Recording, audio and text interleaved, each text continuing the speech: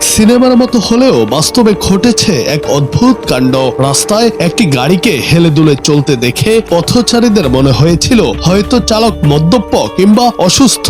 গাড়িটিকে এমন ভাবে চলতে দেখে কৌতূহলী ও আতঙ্কিত হয়ে পড়েন আশপাশের মানুষ। কেউ একজন সাহস করে দৌড়ে গিয়ে গাড়ির দরজা খুলতেই উপস্থিত সবার চোখ কপালে। গাড়ির ভেতরে চালকের আসলে কোনো মানুষ নয়, বরং বেশ আয়েশ করে বসেছিল এক চারপেয়ে ড্রাইভার, একটি কুকুর। দরজা খোলার সাথে সাথেই সেই লোমশ চালক কোনো কৈফিয়ত না দিয়েই এক বিশাল লাফ দেয় এবং মুহূর্তের মধ্যেই দৌড়ে পালিয়ে যায়। উপস্থিত মানুষজন কিছু বুঝে ওঠার আগেই ঘটে যায় এই নাটকীয় পলায়ন পর্ব। তবে কুকুরটি কিভাবে গাড়ি স্টার্ট দিল বা সিটে বসে স্টিয়ারিং ধরলো তা ভাবাচ্ছে।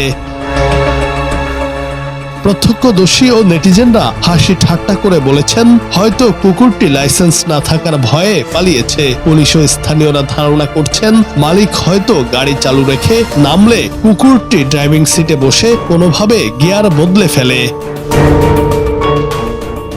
জুনায়েদ আহমেদ, বাংলা টিভি।